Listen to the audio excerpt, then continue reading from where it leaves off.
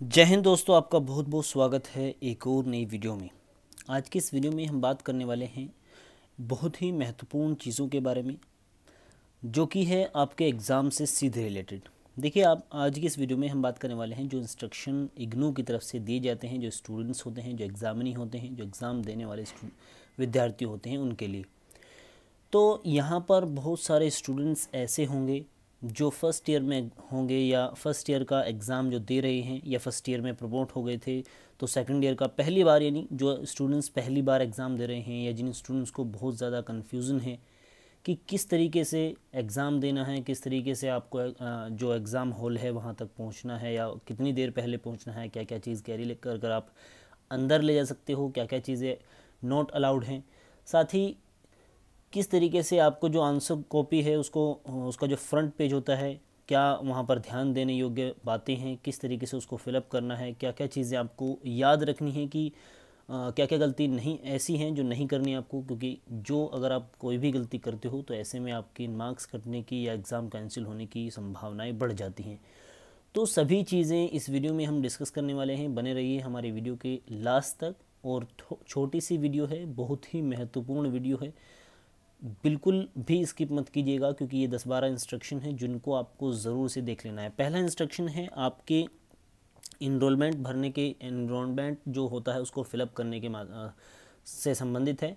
जैसे आपको answer copy मिलेगी उसमें जो इनरोलमेंट नंबर भरने का एक सेक्शन होता है जिसमें आपको 10 बॉक्स मिलेंगे। वहाँ पर आपको एक बॉक्स में एक नंबर आपको अपने इनरोलमेंट का लिखना है। जैसे आपका इनरोलमेंट नंबर है 2105, इस तरीके से कुछ है, तो वहाँ पर आपको शुरुआत से 2105 करके स्टार्ट करना है और लास्ट में उसमें जो बॉक्स होते हैं वो 10 होते हैं, लेकिन आपके इनरोलमेंट नंबर के जो अंक हैं वो 9 होते हैं। तो ऐसे में आपको शुरुआत में ज़ीरो लगाकर उसको जो एक की कमी होती है, एक जो एक्स्ट्रा होता है उसको नहीं भर देना। आपको अपना सबसे पहले इनरोलमेंट नंबर ऐसे ही एज इट इज़ लिख देना है, एक बॉक्स में एक अंक उतारते हुए, और सबसे लास्ट का जो बॉक्स है आप उसको खाली छोड़ सकते हो या क्रॉस का निशान आप उसमें लगा सकते हो, जैसे कि आपको इंस्ट्रक्शन दिया गया है कि आपको क्रॉस का निशान लगा देना है। ठीक है, चलिए इसी तरीके से, एक मिनट, इसमें शायद कोई प्रॉब्लम है। ठीक है, हाँ, इसी तरीके से आपको दूसरी जो चीज़ है वो महत्वपूर्ण है, याद रखने योग्य है। कृपया हाँ, देखिए, आपको ये याद रखना है कि आपको जो कॉपी है वो सिर्फ एक कॉपी मिलेगी, दूसरी कोई भी कॉपी आपको नहीं दी जाएगी, चाहे आपका जो कॉपी है फुल हो गई हो, क्योंकि बहुत से स्टूडेंट्स के माइंड में रहता है कि जितनी आप कॉपी भरोगे उतने अच्छे नंबर मिलेंगे।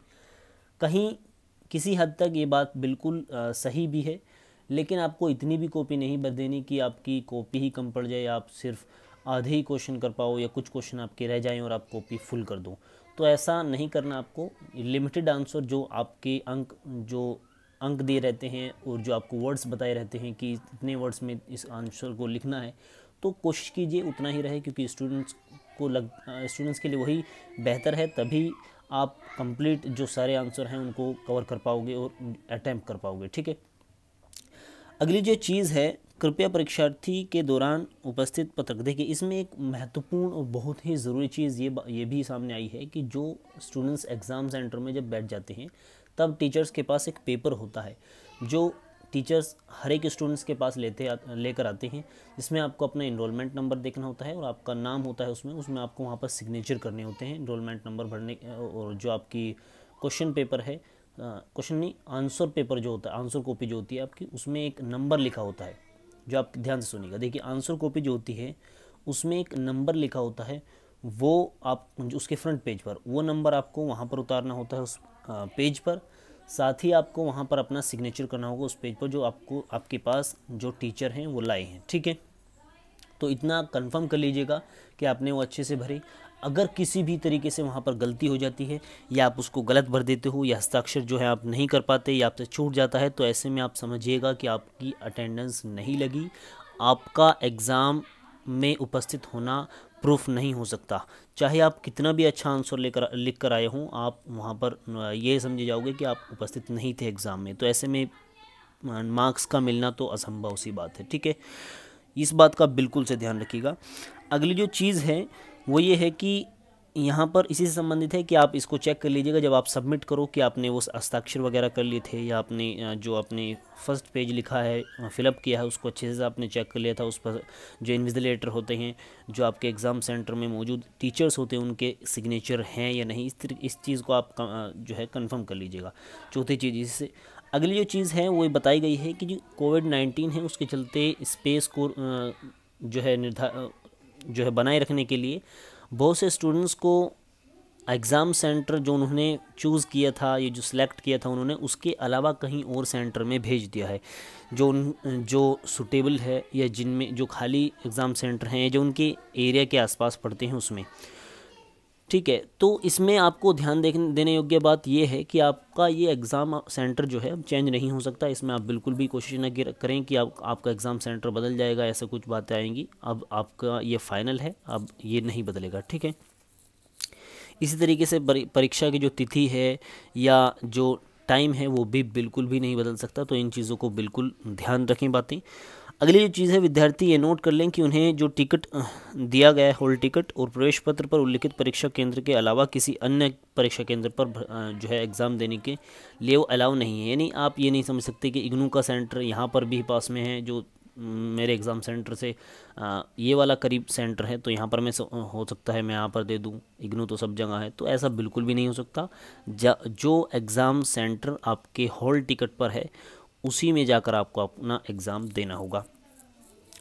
अगली जो चीज़ है, निर्धारित मानदंडों को आपको पालन कर लेना है। ठीक है, या अगर कोई फिज़िकली डिसेबल आदमी है या स्टूडेंट्स है तो ऐसे स्थिति में उसको वहाँ पर जो निर्धारित छूट है, जैसे किसी को लिखने की होती है या तो वो सब चीज़ें उसको सर्टिफिकेट के माध्यम से ही मिल सकती हैं। ठीक है, इसको याद रखिएगा। उसके बाद आती है परीक्षा के दौरान परीक्षार्थियों के पास इग्नू द्वारा जारी किया गया वैध पहचान पत्र होना। देखिए, जब आप हाँ, यहाँ पर बात आती है कि आपको एग्ज़ाम सेंटर में क्या क्या लेकर पहुँचना ज़रूरी है, कौन कौन से दस्तावेज लेकर, कौन से डॉक्यूमेंट लेकर आपको पहुँचना है। तो यहाँ पर आप अपना इग्नू का जो सबसे बेहतर जो चीज़ है वो बता रहा हूँ। सबसे पहले आपको अपना इग्नू का जो हॉल टिकट है उसको निकलवा लीजिए, फ़ोटोकॉपी उसकी ज़ेरॉक्स निकलवा लीजिए। साथ ही आपको जो आई कार्ड मिला है इग्नू की तरफ से वो निकलवा लीजिए। यदि आपको आई कार्ड नहीं मिलता या किसी तरीके से आपसे गुम हो जाता है तो आपको हॉल टिकट होगा, एक तो हॉल टिकट रखना है, साथ ही रिकॉग्नाइज्ड एक पहचान पत्र रख लेना है जिसमें आपका फ़ोटो हो। जैसे कि आप 12th की मार्कशीट ले सकते हो जिसमें आपका फ़ोटो है, आधार कार्ड ले सकते हो, इसी तरीके से पहचान पत्र या इस तरीके जो भी डॉक्यूमेंट सरकार की तरफ से आपको मिला है जिसमें आपका फ़ोटो है वो आप यहाँ पर ले सकते हो। अपने इग्नू के आई कार्ड के उपस्थित न होने की स्थिति में या पर आपसे खो जाता है, ऐसी स्थिति में बेहतर ये रहेगा कि आप इग्नू का आई कार्ड है उसको लेकर जाएं, साथ ही एडमिट कार्ड जो यानी हॉल टिकट है आपका उसको लेकर जाएं। 2 दस्तावेज बहुत इंपॉर्टेंट हैं, इनको साथ लेकर चलिएगा। अगली जो चीज़ है, परीक्षार्थी हॉल के अंदर मोबाइल या इलेक्ट्रॉनिक सामान नहीं ले जा सकते, इसका पूरा ध्यान रखें। सिर्फ उन्हीं स्टूडेंट्स को इस पर जो है अलाउ किया जाता है जिनका एग्ज़ाम स्पेशल कोई सब्जेक्ट का होता है, तो ऐसे में उनको छूट दी जाती है कि वो कैलकुलेटर वगैरह ले जा सकते हैं, उन्हें भी मोबाइल ले जाने की अनुमति नहीं है। तो आगे जो चीज़ है इस तरीके से ये कैलकुलेटर से संबंधित है। परीक्षार्थी के स्वास्थ्य को ध्यान रखते हुए यहाँ पर प्रोटोकॉल को बनाए रखने के लिए उनका पालन करने की सलाह दी गई है। इसके अलावा जो ये भी इसी से संबंधित है, सामाजिक दूरी बनाए रखें, इसको बताया गया है। परीक्षा का माध्यम, देखिए ये इम्पोर्टेंट है थोड़ा सा। परीक्षा का माध्यम, यदि आप हिंदी मीडियम से बीए कर रहे हो मान लीजिए और कोई सब्जेक्ट आपका इंग्लिश का है, तब आपको इंग्लिश में ही वो एग्ज़ाम देना होगा। तो क्योंकि 1-2 सब्जेक्ट आपके होते हैं जो इंग्लिश, आप लैंग्वेज वगैरह ले लेते हो या कोई और लैंग्वेज जो आपको दी गई है। ध्यान रखें आप अपनी लोकल भाषा में, किसी भी अन्य भाषा में नहीं लिख सकते अपने एग्ज़ाम को।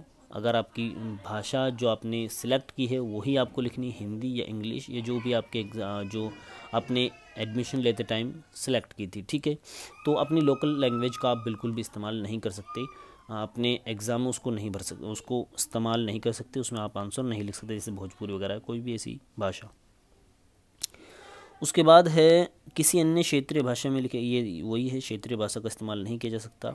इसके अलावा ये ध्यान से आप देख लीजिएगा, इन क्वेश्चन पेपर जो हैं आपके जो सब्जेक्ट हैं इन सभी का जो क्वेश्चन पेपर आएगा वो मल्टीपल चॉइस क्वेश्चन वाला आएगा। इसमें ध्यान देने योग्य जो सबसे ज़्यादा स्टूडेंट्स के पास पाया जाता है वो है BEVAE, जो कि फर्स्ट ईयर के स्टूडेंट को मिलता है। ठीक है, इसको ध्यान से देखिएगा, ये इन्वायरमेंटल स्टडी है और फर्स्ट ईयर में लगभग सभी को मिलता है, स्टूडेंट्स को कॉलेज की तरफ से ही दिया जाता है। उसमें आप सिलेक्ट करने के या और कोई ऑप्शन नहीं होता, हर एक स्टूडेंट को मिलता है फर्स्ट ईयर में, जहाँ तक कि मेरी उम्मीद है। BA में BAG जब आप प्रोग्राम लेते हो तो BEVAE 181 यानी इन्वायरमेंटल स्टडी जो सब्जेक्ट है आपको मिलता है। तो इसका जो क्वेश्चन पेपर आएगा वो आएगा आपका मल्टीपल चॉइस क्वेश्चन वाला। OMR सीट पर आपको इसको भरना होगा। ठीक है, OMR सीट दी जाएगी, उस पर आपको भरना होगा क्वेश्चन पेपर को पढ़कर। तो इस तरह की बातचीत थी। अगली जो चीज़ है पाठ्यक्रम की समूह अथवा ब्लैक, ये तो कुछ ज़्यादा इम्पोर्टेंट नहीं है। BLIC प्रोग्राम के अलावा ये कोई विशेष प्रोग्राम की एडवाइस दी गई। हाँ देखिए, यहाँ पर एक चीज़ महत्वपूर्ण है ये वाली, कि आप जो एग्ज़ाम सेंटर, जैसे मैंने आपको पहले बताया था, मैं बताऊंगा आपको कि कितनी देर पहले पहुँचना है। तो आपको एग्ज़ाम सेंटर पर थोड़ी देर, आप लगभग कोशिश कीजिए कि 15-20 मिनट पहले ही पहुँच जाएँ। और लेट अगर हो जाते हो आप, इस बात का याद रखना, 15 मिनट मैक्सिमम है। 15 मिनट के बाद अगर मान लो आपका जो क्वेश्चन पेपर है वो डिस्ट्रीब्यूट हो गया स्टूडेंट को, जो आपको एग्ज़ाम है यानी कि स्टार्ट होगा, यानी ये याद रखिए, एग्ज़ाम जो क्वेश्चन पेपर होते हैं उनको बांट दिया गया है और उसको बांटे हुए 15 मिनट हो गई है, तो तब आपको अलाउ नहीं किया जाएगा। बहुत से केस में ऐसा हो सकता है कि कोई विशेष स्थिति आन पड़ी थी या कोई विशेष मतलब परेशानी आ गई थी स्टूडेंट को, तो ऐसे में वो जो उसका सेंटर है उनसे बात कर सेंटर पे जो अधिकारी हैं या जो टीचर्स हैं उनसे बात कर उसको मैक्सिमम 30 मिनट का जो है छूट दी जा सकती है। कि कोई अगर वो जो ओरिजिनल कोई या ऑथेंटिक वो बता देता है कि समस्या की क्या रही, कि किस वजह से वो लेट हुआ, तो मैक्सिमम ये मान कर चलिएगा 30 मिनट, आप 30 मिनट से एग्ज़ाम शुरू होने के 30 मिनट से लेट के बाद आप नहीं पहुंच सकते, बिल्कुल भी अंदर नहीं जा सकते। ठीक है, तो ये बात याद रखिएगा। साथ ही कोशिश कीजिएगा 10 से 15 मिनट पहले जाएं। अब मैं आपको थोड़ा सा यहाँ पर बता देता हूँ पर्सनल एक्सपीरियंस, क्योंकि जब मैंने फर्स्ट ईयर का जो एग्ज़ाम दिया था, फर्स्ट ईयर में तो मेरा प्रमोट हो गया था, तो पिछली बार जो मैंने एग्ज़ाम दिया वो सेकंड ईयर का था, तो उसमें मैं आपको बताता हूँ एक्सपीरियंस। आपको एग्ज़ाम सेंटर पर लगभग 20 मिनट से 30 मिनट पहले पहुँचना होगा। ठीक है, पहले दिन तो आपको पहुँचना ही है आधे घंटे पहले। उसमें आपको देख लेना है सारी चीज़ें एग्ज़ाम सेंटर के बाहर, और जैसे एंट्री गेट होती है वहीं पर बहुत सारी लिस्ट उनके द्वारा चिपकाई जाती है, जिसमें होता है कि किस सब्जेक्ट का जो स्टूडेंट्स हैं इनरोलमेंट नंबर वहाँ पर दे दिए जाते हैं कि इतने से इतने तक के बच्चे इस रूम नंबर में बैठेंगे, इतने से इतने तक रोल नंबर जो रहेगा जिनका वो इस रूम नंबर में बैठेंगे। तो इस तरीके से वहाँ पर ये इंस्ट्रक्शन दिए जाते हैं। ये जो जानकारी है बाहर पेज के माध्यम से उस पर प्रिंट आउट कर चिपका दी जाती है। तो 15-20 मिनट, क्योंकि पहले दिन भीड़ बहुत ज़्यादा होती है, और ये ध्यान रखिएगा ये सेम नहीं रहेगी, हर दिन आपका एग्ज़ाम जो रूम है वो बदलता रहेगा। तो ऐसे में आपको रोज़ लगभग 10 से 15 मिनट पहले कोशिश करनी है कि आप पहुंच जाएं, जिससे अच्छे से आप वहां जाकर रिलैक्स हों। उसके बाद आप अच्छे से उनको चेक करें कि आपका जो इनरोलमेंट नंबर है वो किस रूम में पड़ता है। ठीक है, जिस रूम में वो पड़ता है आपको वहाँ पर जाना है, आराम से बैठ जाना है, फ़ोन नहीं लेकर जाना, इस बात का ध्यान रखें। और जो चीज़ें हमने ऊपर पढ़ी उसको भी ध्यान रखिएगा। साथ ही एक चीज़ का और ध्यान रखिएगा कि जब आपका एग्ज़ाम स्टार्ट हो जाता है तो उसके 1 घंटे से पहले, यानी एग्ज़ाम हुआ मान लो 10 बजे स्टार्ट, तो 11 बजे से पहले किसी भी स्टूडेंट को वहाँ से नहीं छोड़ा जाएगा, चाहे वो करना चाहे पेपर या ना करना चाहे। बहुत से स्टूडेंट तो होते हैं कि उन्हें जाना है या कुछ ऐसी बात आ गई है, या जिन्होंने पेपर, हालांकि ऐसा कोई भी स्टूडेंट नहीं है, बहुत ना के बराबर स्टूडेंट्स हैं कि 1 घंटे में अपना 3 घंटे का पेपर कर लेंगे। तो ऐसा तो हो ही नहीं सकता कि स्टूडेंट 1 घंटे में अपना पेपर करके जाना चाहे, तो कुछ ना कुछ परेशानी हो सकती है या कुछ इमरजेंसी आ गई है, तो ऐसे में वो बात अलग है। लेकिन ध्यान रखिएगा 1 घंटे से पहले, एग्ज़ाम शुरू होने के 1 घंटे से पहले आपको जो है वहाँ से छोड़ा नहीं जाएगा, ये याद रखिएगा। ठीक है, एक तरीके से आप वहाँ पर पैक हो गए अब। तो ये चीज़ें ये जो चीज़ें थी ये ध्यान देने योग्य थी, बहुत ही महत्वपूर्ण थी, क्योंकि बहुत से स्टूडेंट्स को प्रॉब्लम आती है। फर्स्ट ईयर के जो स्टूडेंट हैं, खासकर जो स्टूडेंट्स फर्स्ट ईयर में प्रमोट हुए, सेकंड ईयर में पेपर दे रहे हैं पहली बार, तो ऐसे में बहुत सी डाउट्स होते हैं, वो सभी आई होप कि मैं क्लियर कर पा रहा हूँ। अब एक चीज़ और है, यहाँ पर देख लेते हैं। जो चीज़ हमारी छुट्टी है कि किसी भी परीक्षार्थी के परीक्षा केंद्र के बाहर उत्तर पुस्तिका ले जाना, तो ये वो बेसिक चीज़ है कि आपको उत्तर पुस्तिका बाहर नहीं ले जानी है। साथ ही इस तरीके की चीज़ें नहीं करनी है, अगर ले जाएगा तो पुलिस से संबंधित कार्रवाई की जाएगी। तो ये सब चीज़ें इंपॉर्टेंट हैं। यहाँ पर एक सलाह और दी गई है इग्नू के इंस्ट्रक्शन में ही कि जो आपका एडमिट कार्ड होता है, हॉल टिकट होता है, आपको उसको अच्छे से एक फ़ोटो कॉपी निकलवा कर, ज़ीरोक्स निकलवा कर अपने पास भी रख लेना है। ये नहीं कि आपने डाउनलोड किया और एग्ज़ाम के टाइम आपने प्रिंट आउट करवा लिया, उसके बाद काट पीट दिया, इधर से डिलीट कर दिया फ़ोन से भी, तो उसको आप रख लीजिएगा, इन फ्यूचर कभी काम भी आ सकता है। तो ये चीज़ें आपको ध्यान देने योग्य थी, जो कि बहुत ज़्यादा महत्वपूर्ण थी और आपके सीधे एग्ज़ाम से संबंधित थी, क्योंकि बहुत से स्टूडेंट जैसे मैंने अभी बताया नर्वस होते हैं। तो रिलैक्स रहिएगा, चिल रहिएगा।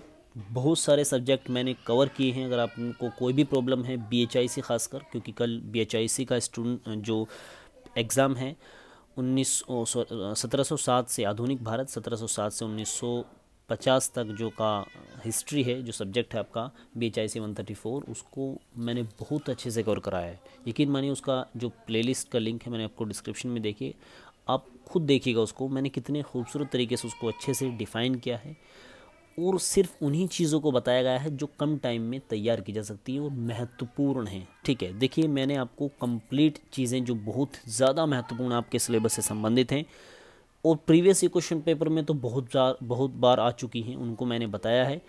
तो आपकी अगर कोई भी डाउट है, आपका कोई भी प्रॉब्लम है अपने प्रिपरेशन में BHIC 134 के अलावा बहुत सारे सब्जेक्ट और भी हैं, तो आप हमारे चैनल से जुड़े रहिएगा। आगे भी आपको वीडियो मिलती रहेंगी, इंस्ट्रक्शन की भी और साथ ही जो इन्फॉर्मेशन होती है उसकी भी, साथ ही यहाँ पर सब्जेक्ट्स भी कवर कराए जाते हैं। मैंने देखिए सब्जेक्ट BHIC 134 जो है वो कवर कराया है, 132 भी कराया है।